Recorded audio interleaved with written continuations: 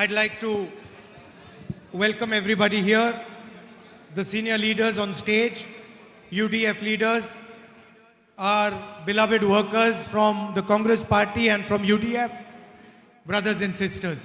ഈ വേദിയിലുള്ള ഏറ്റവും മുതിർന്ന UDF-ന്റെ നേതാക്കന്മാരെ, ഇവിടുത്തെ ഏറ്റവും പ്രധാനപ്പെട്ട UDF-ന്റെ വർക്കർമാരെ, സുഹൃത്തുക്കളെ, നിങ്ങളെ എല്ലാവരെയും ഞാൻ ഈ വേദിയിലേക്ക് സ്വാഗതം ചെയ്യുകയാണ്. Thank you for coming to listen to us in this heat. ഇത്രയും ചൂടുള്ള ഒരു കാലാവസ്ഥയിൽ ഞങ്ങളെ കേൾക്കുന്നതിന് വേണ്ടി ഇവിടെ എത്തിയതിന് ഞാൻ പ്രത്യേകമായി നന്ദി പറയുന്നു. And thank you for the fantastic welcome that you gave us. അതുപോലെ തന്നെ നിങ്ങൾ ഇവിടെ എനിക്ക് നൽകിയ മനോഹരമായ ആ സ്വാഗതത്തിനും ഞാൻ നന്ദി പറയുന്നു. I'd also like to welcome our candidates, Madhu PG, Abhin Varki ji, Satish ji, and Varghese MG. ഇവിടെ എത്തിയിരിക്കുന്ന സ്ഥാനാർത്ഥികൾ ശ്രീ മധുജി, അതുപോലെ തന്നെ ശ്രീ അബിൻ വർക്കി, സതീഷ് കൊച്ചുപറമ്പിൽ, Varghese MG. വർഗീസ് മാമൻ, എല്ലാവരെയും ഞാൻ സ്വാഗതം ചെയ്യുന്നു. There are 4 candidates. Please do support them and ensure that they go to the Vidhan Sabha. ഈ 4 സ്ഥാനാർത്ഥികളെയും നിങ്ങളുടെ പിന്തുണ ഉണ്ടാവണമെന്നും അവർ ഈ നിയമസഭയിൽ ഉണ്ടാകാൻ നിങ്ങൾ പ്രവർത്തിക്കണമെന്നും ഞാൻ അഭ്യർത്ഥിക്കുന്നു. Now I have a question for you. Swarnam Katatu Arappa. Swarnam Katatu Arappa. എനിക്ക് നിങ്ങളുടെ കേൾക്കാൻ, സ്വർണം കട്ടത് ആരപ്പ.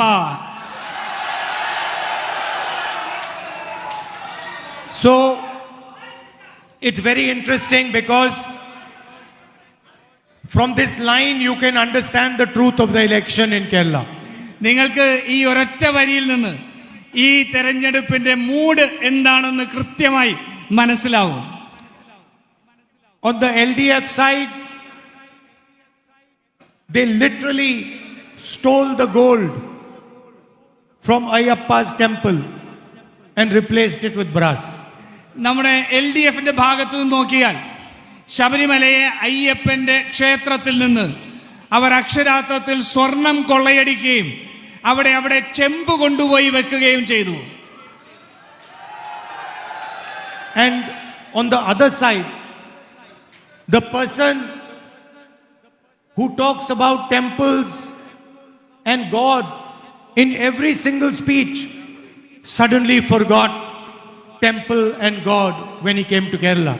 അതേസമയം മറുവശത്ത് നോക്കിയാൽ എല്ലാ രാഷ്ട്രീയ പ്രസംഗത്തിലും ക്ഷേത്രങ്ങളെക്കുറിച്ചും മതത്തെക്കുറിച്ചും പറയുന്ന ഒരാൾ കേരളത്തിലേക്ക് എത്തിയപ്പോൾ ആ ക്ഷേത്രത്തെക്കുറിച്ചും മതത്തെക്കുറിച്ചും മറന്നുപോയി.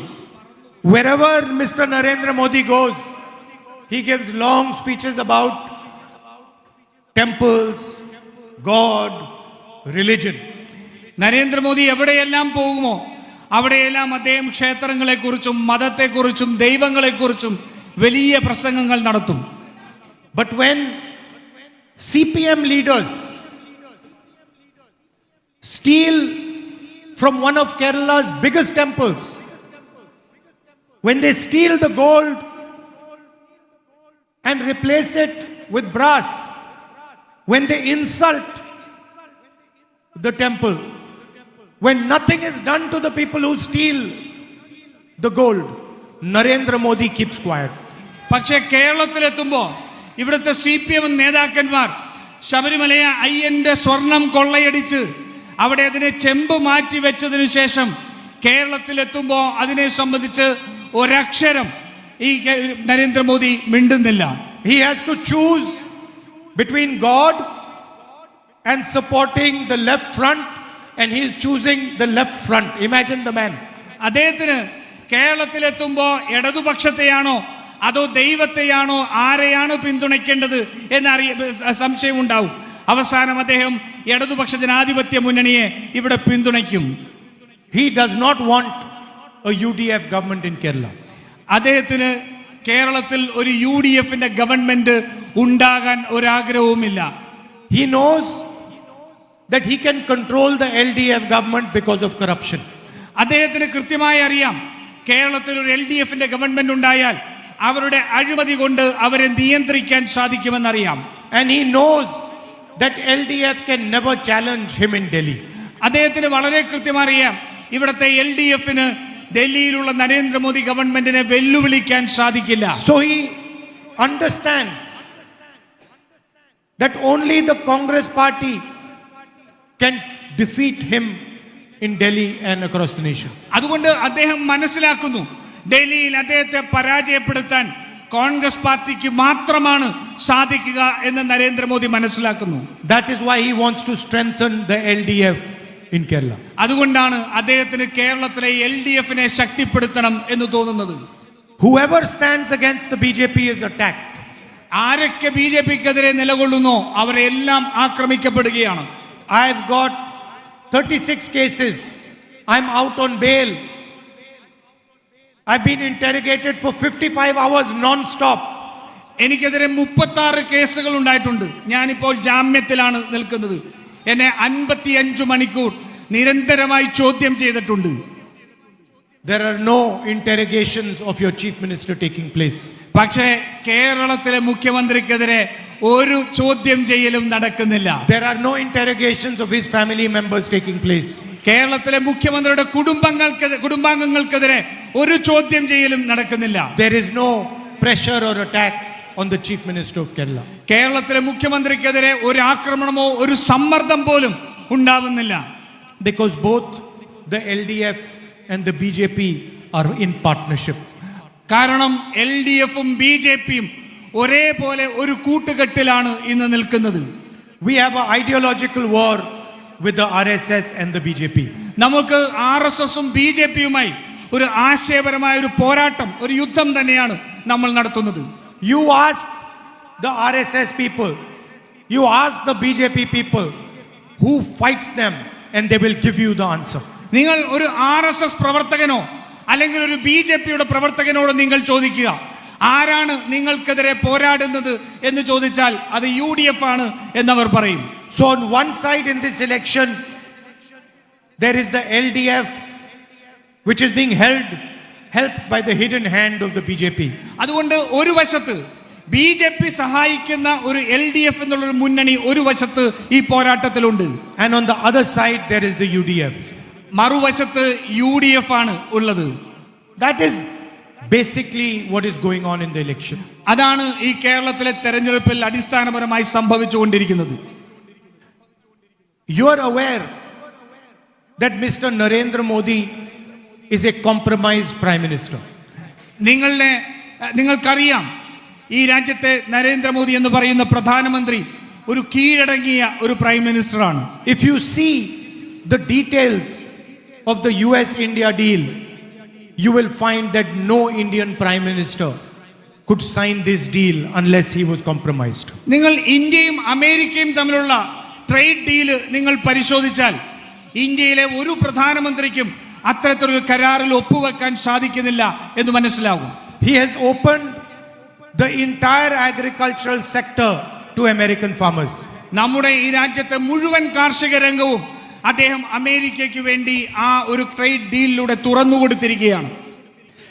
He has given up our energy security to the Americans. നമ്മളുടെ ഊർജ മേഖല, ഊർജ സുരക്ഷ അദ്ദേഹം ഈ കരാറിലൂടെ കോംപ്രമൈസ് ചെയ്തിരിക്കുന്നു.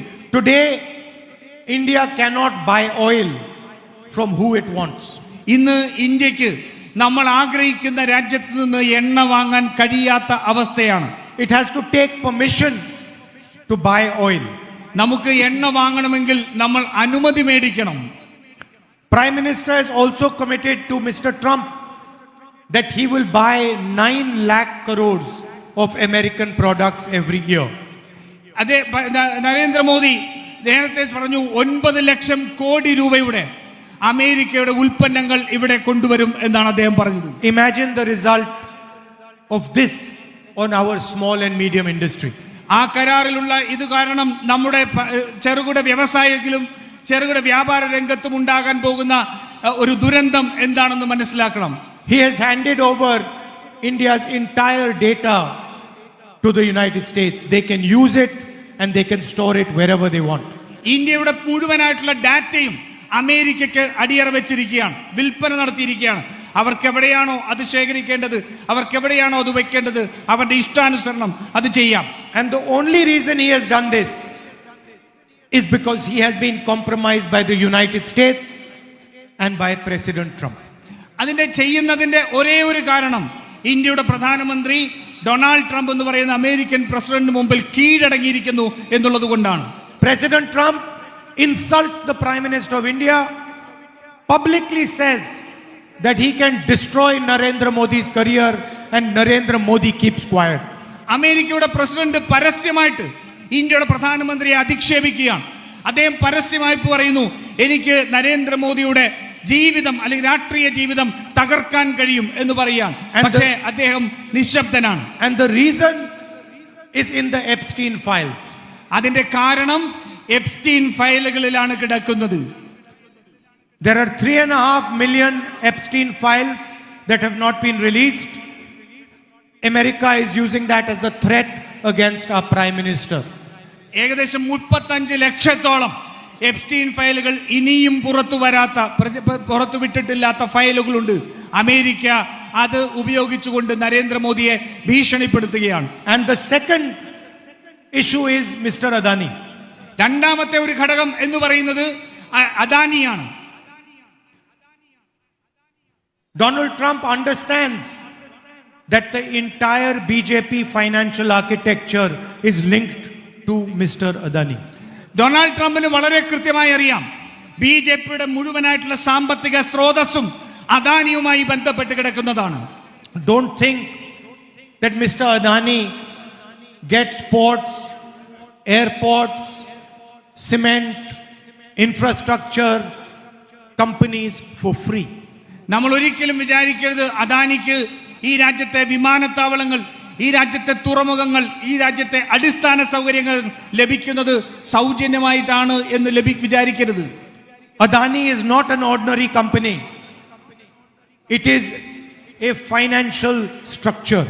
അദാനി ഒരു സാധാരണമായ ഒരു കമ്പനിയെ പോലെയല്ല, മറിച്ച് ഒരു സമ്പദ്ഘടന തന്നെയാണ്. And everybody knows the relationship between Mr. Adani and Mr. Modi. നമുക്കെല്ലാവർക്കും അറിയാം ഈ അദാനിയും നരേന്ദ്രമോദിയും തമ്മിലുള്ള ബന്ധം എത്രത്തോളമുണ്ട് എന്നുള്ളത്. And that is why Donald Trump has placed a case, a criminal case on Mr. Adani in America. അതുകൊണ്ടാണ് അമേരിക്കയിൽ അദാനിക്കെതിരെ ഡൊണാൾഡ് ട്രംപിന്റെ സർക്കാർ ഒരു ക്രിമിനൽ കേസ് ഇന്ന് നിലവിലുണ്ട്. And the case is not targeted at Adani. It is targeted at BJP's financial system and Narendra Modi.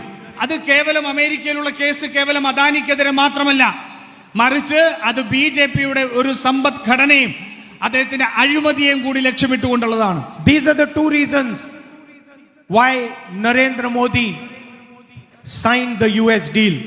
അതുകൊണ്ടാണ് ഈ രണ്ട് ഘടകങ്ങൾ കൊണ്ടാണ് നരേന്ദ്രമോദി അമേരിക്കയുമായിട്ടുള്ള വ്യാപാര കരാർ ഒപ്പിട്ടത്. And you saw with your own eyes when I started to raise these points in Parliament. First they did not allow me to speak, and then Narendra Modi ran away from Parliament. നിങ്ങൾ നേരിൽ കണ്ടതാണ്. ഞാൻ ഈ വിഷയങ്ങൾ ഇന്ത്യയുടെ പാർലമെന്റിൽ ഉയർത്തിയപ്പോ ആദ്യം അവർ എന്നെ സംസാരിക്കാൻ അനുവദിച്ചില്ല. അതിനുശേഷം നരേന്ദ്രമോദി ആ പാർലമെന്റിൽ തന്നെ പുറത്തേക്ക് പോയി. But nobody can run away from the truth. പക്ഷേ ഒരിക്കലും ആർക്കും സത്യത്തിൽ നിന്ന് ഓടിയൊളിക്കാൻ കഴിയില്ല. And Mr. Narendra Modi is going to face the truth. Narendra Modi ആ സത്യത്തെ അഭിമുഖീകരിക്കുക തന്നെ ചെയ്യും. You will see that the truth of Narendra Modi is going to come out. അതുകൊണ്ട് നിങ്ങൾ കാണാൻ പോവുകയാണ്, നരേന്ദ്രമോദിക്കെതിരായിട്ട് നിലനിൽക്കുന്ന സത്യങ്ങൾ പുറത്തേക്ക് വരുന്നത് നിങ്ങൾ കാണാൻ പോവുകയാണ്. It is only a question of time. അത് കേവലം സമയത്തിന്റെ മാത്രം ഒരു പ്രശ്നമാണ്. അത് വന്നുകൊണ്ട് തന്നെ ഇരിക്കും. The same way Narendra Modi is controlled by Donald Trump, Kerala Chief Minister is controlled by Narendra Modi. നരേന്ദ്രമോദിയെ അമേരിക്കൻ പ്രസിഡന്റ് ഡൊണാൾഡ് ട്രംപ് എങ്ങനെയാണോ നിയന്ത്രിക്കുന്നത്, അതേ രീതിയിൽ തന്നെ കേരളത്തിന്റെ മുഖ്യമന്ത്രി പിണറായി വിജയനെ നരേന്ദ്രമോദിയും നിയന്ത്രിക്കുകയാണ്. You ask any left front worker if the current government in Kerala is truly a left government. നിങ്ങൾ കേരളത്തിലെ ഇടതുപക്ഷ പ്രവർത്തകരായിട്ടുള്ള ആരോടെങ്കിലും ചോദിക്കുക, ഇന്ന് നിലനിൽക്കുന്ന LDF സർക്കാരിൽ ഇടത് മൂല്യങ്ങൾ ഉണ്ടോ എന്ന് ചോദിക്കുക. Honest LDF workers will tell you no, it is a corporate government. It helps corporates. It does not protect farmers. It does not protect workers. It does not protect labor. സത്യസന്ധരായ ഇടതുപക്ഷ പ്രവർത്തകർ പറയും ഇല്ല, അത് ഇടതുപക്ഷത്തെ പ്രതിനിധാനം ചെയ്യുന്നില്ല, ഈ രാജ്യത്തെ തൊഴിലാളികളെ പ്രതിനിധാനം ചെയ്യുന്നില്ല, ഇവിടുത്തെ കർഷകരെ പ്രതിനിധാനം ചെയ്യുന്നില്ല എന്നുള്ളവർ പറയും. I want to ask rubber farmers of Kerala, what protection have you got from the LDF government? ഞാൻ ഇവിടുത്തെ റബ്ബർ കർഷകരോട് ഞാൻ ചോദിക്കാൻ ആഗ്രഹിക്കുന്നു, നിങ്ങൾക്ക് ഈ ഇടതുപക്ഷ ഗവൺമെന്റിന്റെ ഭാഗത്തു നിന്ന് എന്ത് സംരക്ഷണമാണ് ലഭിച്ചിട്ടുള്ളത്? What happened to the protection, to the subsidies, to the compensation that the UDF government used to pay the farmers of Kerala, the rubber farmers of Kerala? ഈ കേരളത്തിലെ റബ്ബർ കർഷകർക്ക് UDFന്റെ ഗവൺമെന്റ് നൽകിയിരുന്ന സബ്സിഡികൾ, അവർക്ക് നൽകിയിരുന്ന സംരക്ഷണം, അവർക്ക് നൽകിയിരുന്ന നഷ്ടപരിഹാരം എന്തു സംഭവിച്ചു എന്ന് നിങ്ങൾ LDF സർക്കാരിനോട് ചോദിക്കണം. The left front has exposed the farmers of Kerala to the market. ഈ കേരളത്തിലെ LDF സർക്കാർ വ്യവസായത്തിലെ ആ മാർക്കറ്റിലെ വ്യതികൾക്കനുസരിച്ച് റബ്ബർ കർഷകരെ അവരുടെ മുന്നിലേക്ക് എറിഞ്ഞു കൊടുക്കുകയാണ് ചെയ്തത്. The UDF government will protect the rubber farmers and other farmers of Kerala. UDF government കേരളത്തിലെ റബ്ബർ കർഷകരുടെ താൽപര്യങ്ങൾ സംരക്ഷിക്കുമെന്ന് ഉറപ്പു തരികയാണ്. We will ensure that they are compensated when the prices go against them. അവർക്ക് ഈ മാർക്കറ്റിലെ വില അവർക്കെതിരായിട്ട് മാറുമ്പോൾ അവർ സംരക്ഷിക്കപ്പെടുമെന്നും അവർക്ക് നഷ്ടപരിഹാരം ലഭ്യമാക്കുമെന്നും ഞങ്ങൾ ഉറപ്പു നൽകുകയാണ്. And we are not just going to protect the farmers of Kerala, we are going to protect the people of Kerala. നമ്മൾ കർഷകരെ മാത്രമല്ല, ഈ കേരളത്തിലെ മുഴുവൻ ജനങ്ങളെയും സംരക്ഷിക്കുന്നതിന് വേണ്ടിയിട്ടുള്ള പരിപാടികളാണ് മുന്നോട്ട് വയ്ക്കുന്നത്. I see many women in the crowd here today. ഞാൻ ഇവിടെ ഒട്ടേറെ സ്ത്രീകളെ ഈ ഗ്രൗണ്ടിൽ കാണുന്നുണ്ട്. You are the backbone of this state. നിങ്ങളാണ് ഈ സംസ്ഥാനത്തിന്റെ നട്ടെല്ല്. Yeah. And I'll tell you, we need more women in leadership in Kerala. ഞങ്ങൾക്ക് ഈ നേതൃത്വത്തിൽ കൂടുതലായിട്ടുള്ള സ്ത്രീകൾ കടന്നു വരണം എന്ന് ഞങ്ങൾക്ക് ആഗ്രഹമുണ്ട്. So for you, we are going to ensure that you travel for free in Kerala state government buses across the state. അതുകൊണ്ട് ഞങ്ങൾ ഉറപ്പ് നൽകുന്നു, കേരളത്തിലെ സ്ത്രീകൾക്ക് KSRTC ബസ്സുകളിൽ സൗജന്യമായ യാത്ര ഉണ്ടാകുമെന്ന് ഞങ്ങൾ ഉറപ്പ് നൽകുന്നു. So that women have mobility, so that young women can go to college, university, so that our nurses can go easily to hospital, that women can go shopping easily, that women can do whatever they like to do and travel across the state. അതുകൊണ്ട് കേരളത്തിലെ സ്ത്രീകൾക്ക് സ്വതന്ത്രമായി സഞ്ചരിക്കാൻ, അവർക്ക് തൊഴിൽ തേടി പോകാൻ, നമ്മുടെ നഴ്സുമാർക്ക് ജോലിക്ക് പോകാൻ, നമ്മുടെ കടകളിൽ പ്രവർത്തിക്കുന്നവർക്ക് ജോലിക്ക് പോകാൻ, എല്ലാം സ്വതന്ത്രമായി സഞ്ചരിക്കാൻ കഴിയുന്ന സാഹചര്യം കേരളത്തിൽ സ്ത്രീകൾക്കുണ്ടാക്കാൻ നമ്മൾ ആഗ്രഹിക്കുന്നു. We are also going to give 1,000 rupees per month for college going girls. അതുപോലെ തന്നെ കോളേജിൽ പോകുന്ന വിദ്യാർത്ഥിനികൾ, അവർക്ക് നമ്മൾ ഒരു മാസം 1000 രൂപ അവർക്ക് നൽകുന്നതിന് വേണ്ടി നമ്മൾ ഉറപ്പ് നൽകുകയാണ്. For senior citizens, we are going to increase welfare pension to 3,000 rupees. നമ്മുടെ ഇവിടുത്തെ മുതിർന്ന പൗരന്മാരുണ്ട്, അവർക്ക് ഇന്ന് ലഭിക്കുന്ന സാമൂഹ്യ സുരക്ഷാ പെൻഷൻ, ആ പെൻഷൻ 3000 രൂപയായി ഉയർത്തുമെന്ന് ഞങ്ങൾ ഉറപ്പ് നൽകുകയാണ്. And possibly the most powerful thing that we are doing, which is the Omen Chandy health insurance scheme, where every family is going to get 25 lakh rupees health insurance. നമ്മൾ ചെയ്യാൻ പറ്റുന്ന ഏറ്റവും ശക്തമായ നടപടി ഈ ഉമ്മൻചാണ്ടി ചികിത്സാ ഇൻഷുറൻസിലൂടെ കേരളത്തിലെ എല്ലാ കുടുംബങ്ങൾക്കും 25 ലക്ഷം രൂപയുടെ ആരോഗ്യ പരിരക്ഷ നമ്മൾ ഉറപ്പ് നൽകുകയാണ്. The left front has destroyed the healthcare system of Kerala. കേരളത്തിലെ ആരോഗ്യ രംഗത്തെ LDF തകർത്തെറിയുകയാണ് ചെയ്തത്. We are going to revitalize it and restructure it, reinvigorate it. നമ്മൾ അതിനെ പുനരുജ്ജീവിപ്പിക്കാനും പുനഃസംഘടിപ്പിക്കാനുമാണ് നമ്മൾ ശ്രമിക്കുന്നത്. We are going to support the healthcare system. We are going to add thousands and thousands of doctors and nurses to our healthcare system in Kerala. നമ്മൾ ഈ കേരളത്തിലെ ആരോഗ്യ രംഗത്തെ ശാക്തീകരിക്കുകയും ആയിരക്കണക്കിന് ഡോക്ടർമാരെയും അതുപോലെ തന്നെ ജീവനക്കാരെയും ആ ആരോഗ്യ രംഗത്തേക്ക് നമ്മൾ പുതുതായി നിയമിക്കാനും ആണ് നമ്മൾ ഉദ്ദേശിക്കുന്നത്. For small businesses, for young entrepreneurs, we are going to give interest-free loan of 5 lakh rupees to start a business നമ്മുടെ or support a business. നമ്മുടെ യുവജനങ്ങൾക്ക് യുവ സംരംഭകർക്ക് പുതിയ സംരംഭങ്ങൾ തുടങ്ങുന്നതിന് വേണ്ടി അവർക്ക് 5 ലക്ഷം രൂപ പലിശരഹിത വായ്പ നൽകുമെന്ന് നമ്മൾ ഉറപ്പു നൽകുന്നു. So that young people in Kerala can start their businesses, can fulfill their dreams and make made in Kerala a possibility. അതുകൊണ്ട് നമ്മുടെ യുവാക്കൾക്ക് നമ്മുടെ കേരളത്തിൽ അവരുടെ സ്വപ്നങ്ങൾ സാക്ഷാത്കരിക്കാൻ അവർക്ക് പുതിയ സംരംഭങ്ങൾ ഉണ്ടാക്കാൻ നമ്മുടെ മെയ്ക്ക് ഇൻ കേരളയായി നമ്മുടെ വ്യവസായത്തെ മാറ്റാൻ അതുകൊണ്ട് സാധിക്കും. And as we have committed, we are going to start a new ministry for senior citizens. അതുപോലെ തന്നെ നമ്മുടെ മുതിർന്ന പൗരന്മാർക്ക് അവരുടെ സംരക്ഷണത്തിന് വേണ്ടി പുതുതായി ഒരു വകുപ്പ് തന്നെ രൂപീകരിക്കുമെന്ന് നമ്മൾ ഉറപ്പ് നൽകുകയാണ്. The most important thing there is to learn from the people of Kerala. The most important thing to learn from the people of Kerala is the way they treat each other. നമ്മൾ കേരളത്തിൽ നിന്ന് പഠിക്കാൻ കഴിയുന്ന ഏറ്റവും പ്രധാനപ്പെട്ട ഒന്ന് പരസ്പരം നമ്മൾ അവരെ എങ്ങനെയാണ് ബഹുമാനിക്കുന്നത്, എങ്ങനെയാണ് അവരുമായി പെരുമാറുന്നത് എന്നുള്ളതാണ്. And the way they treat the environment around them. അതുപോലെ തന്നെ നമ്മുടെ പരിസ്ഥിതി, നമ്മുടെ ചുറ്റുപാടുകളെ നമ്മൾ എങ്ങനെയാണ് സംരക്ഷിക്കുന്നത് എന്നുള്ളത് കൂടിയാണ്. This is not something new. This is something that you have held for thousands of years. ഇത് പുതുതായ ഒന്നല്ല, മറിച്ച് ആയിരക്കണക്കിന് വർഷങ്ങളുടെ ഒരു പാരമ്പര്യം തന്നെയാണ് നമ്മളുടേത്. Narendra Modi ji and your chief minister think arrogance, anger, hatred are good qualities. നമ്മുടെ നരേന്ദ്രമോദിയും അതുപോലെ തന്നെ പിണറായി വിജയനും കരുതുന്നത് വിദ്വേഷവും ദേഷ്യവുമെല്ലാം നല്ല ഗുണങ്ങളാണ് എന്നാണ് കരുതുന്നത്. They think disrespecting people is good. അവർ വിചാരിക്കുന്നു മനുഷ്യരെ അപമാനിക്കുന്നത്, അവരോട് ബഹുമാനമില്ലാതെ പെരുമാറുന്നത് നല്ല ഗുണമാണ് എന്നവർ വിശ്വസിക്കുന്നു. They think attacking people who are weaker than you is good.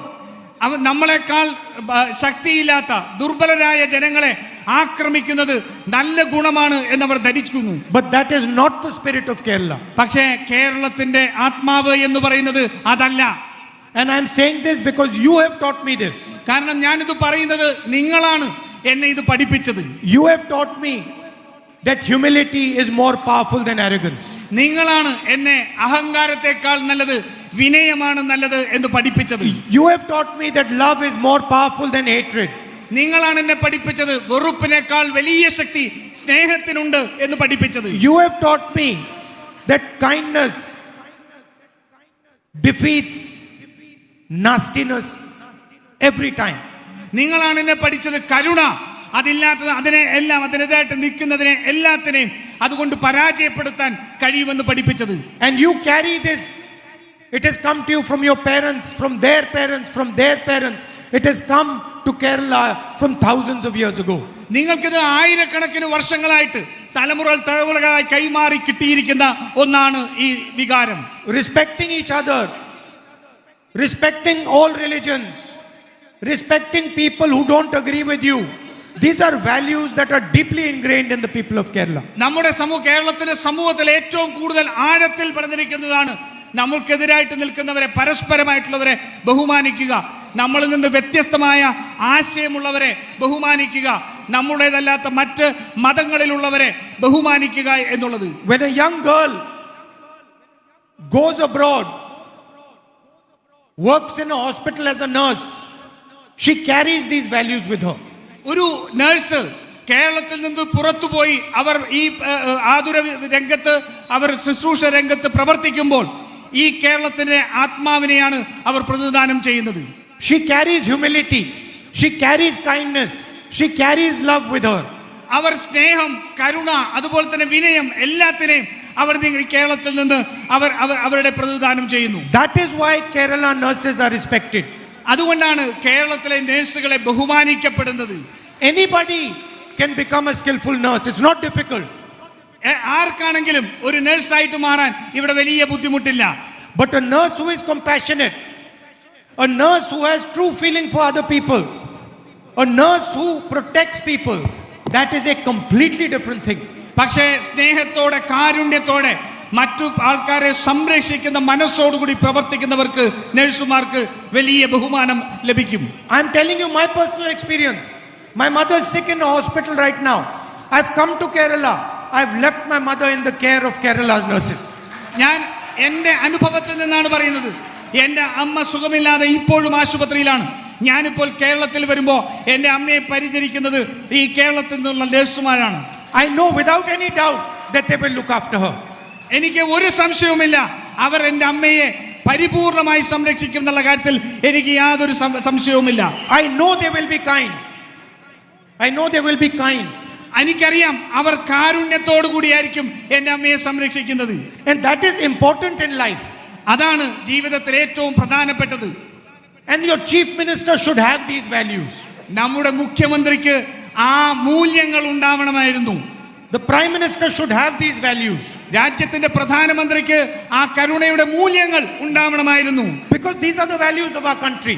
കാരണം ഇത് ഈ രാജ്യത്തിന്റെ മൂല്യങ്ങൾ തന്നെയാണ്. This is the strength of our country. അതാണ് നമ്മുടെ രാജ്യത്തിന്റെ കരുത്ത്. When a person from any religion can walk comfortably in Kerala, can feel secure in Kerala, this is something that we should be really proud of.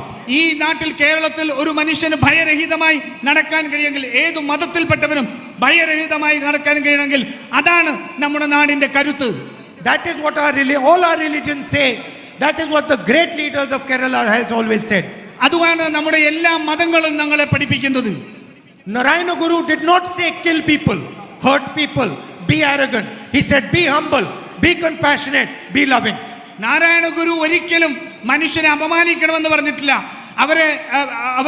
അവരോട് അഹങ്കാരത്തോടു കൂടി പെരുമാറണം എന്ന് പറഞ്ഞിട്ടില്ല. മറിച്ച് കരുണയോടും സ്നേഹത്തോടും കൂടി പെരുമാറണം എന്നാണ് അദ്ദേഹം പഠിപ്പിച്ചിട്ടുള്ളത്. And that is the type of government that the UDF wants to give Kerala.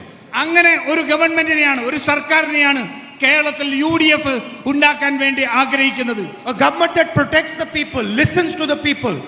ജനങ്ങളെ സംരക്ഷിക്കുന്ന, അവരെ കേൾക്കുന്ന ഒരു ഗവൺമെന്റിനെ UDF ഗവൺമെന്റ് ആക്കണം. Everybody makes mistakes. എല്ലാവർക്കും അവർക്ക് പറയാനുള്ളത് എല്ലാവരെയും കേൾക്കാൻ കഴിയുന്ന ഒരു government. A government that is ready to accept its mistakes. ഒരു സർക്കാർ അവരുടെ തെറ്റുകൾ അംഗീകരിക്കാൻ കഴിയുന്ന ഒരു സർക്കാർ. Most important, a government that respects and listens to every single person in Kerala. ഏറ്റവും പ്രധാനപ്പെട്ടത് കേരളത്തിലെ ഓരോ മനുഷ്യനെയും ബഹുമാനിക്കുകയും കേൾക്കാനും കഴിയുന്ന ഒരു സർക്കാർ കേരളത്തിൽ ഉണ്ടാവണം. We are going to go through a very difficult time. നമ്മൾ ഒരു വലിയ വിഷമഘട്ടത്തിലൂടെയാണ് നമ്മൾ പോകാൻ തുടങ്ങുന്നത്. You see what is going on in the Middle East. നമ്മൾ മിഡിൽ ഈസ്റ്റിൽ നടന്നുകൊണ്ടിരിക്കുന്നത് എന്താണ് എന്ന് നമ്മൾ മനസ്സിലാക്കണം. There is an economic earthquake that is coming. നമ്മുടെ ഒരു സാമ്പത്തിക ഭൂമി കുലുക്കം പോലെ ഒന്നാണ് വന്നുകൊണ്ടിരിക്കുന്നത്. It is visible. Fuel prices, petrol prices are going to skyrocket. നമ്മൾക്കത് കാണാൻ കഴിയും. ഈ രാജ്യത്തെ ഊർജത്തിന്റെ, പെട്രോളിന്റെയും ഡീസലിന്റെയും ഉൾപ്പെടെയുള്ള വിലക്കയറ്റം ഉണ്ടാകാൻ പോകുന്നത് നമുക്ക് കാണാൻ കഴിയും. I want to ask Narendra Modi and your chief minister, what actions have you taken to protect the people of Kerala and the people of India from this earthquake that is coming? ഞാൻ ചോദിക്കാൻ ആഗ്രഹിക്കുന്നത്, ഇത്രയും വലിയ ഒരു പ്രശ്നമുണ്ടാകുമ്പോൾ ഈ രാജ്യത്തിന്റെ പ്രധാനമന്ത്രിയും കേരളത്തിന്റെ മുഖ്യമന്ത്രിയും ജനങ്ങളെ അതിൽ നിന്ന് സംരക്ഷിക്കുന്നതിന് വേണ്ടി എന്ത് നടപടിയാണ് എടുത്തിട്ടുള്ളതെന്ന് ചോദിക്കാൻ ആഗ്രഹിക്കുകയാണ്. In these difficult times we need leaders who listen. നമുക്ക് ഏറ്റവും ഇത്തരത്തിലുള്ള വിഷമഘട്ടത്തിലാണ് നമുക്ക് ഈ സർക്കാരിനെ ആവശ്യം. Who are sensitive, who are compassionate, who believe in other human beings, not only in themselves. അവർക്ക് കരുണയോടുകൂടി കാണുന്ന, ഇതിന് മറ്റുള്ളവരെ പരിഗണിക്കുന്ന, അതിന് പരിഹാരമുണ്ടാക്കുന്ന ആൾക്കാരെ നമുക്ക് ആവശ്യം. And that is really what this election is about. അതാണ് ഈ തെരഞ്ഞെടുപ്പ് ഏറ്റവും പ്രധാനപ്പെട്ടത്. അത് സംബന്ധിച്ച ചോദ്യം തന്നെയാണ്. You have come here today to listen to me in this heat. നിങ്ങൾ ഇന്ന് ഇത്രയും വലിയൊരു ചൂടിൽ ഇവിടെ ഇത്രയും പേര് ഇവിടെ എത്തിച്ചേർന്നിട്ടുണ്ട്. Thank you very much for coming. നിങ്ങളോട് ഞാൻ നന്ദി രേഖപ്പെടുത്തുന്നു. And all my love to everybody. നിങ്ങളോട് എല്ലാവരോടുമുള്ള സ്നേഹം ഞാൻ പറയുന്നു. നന്ദി.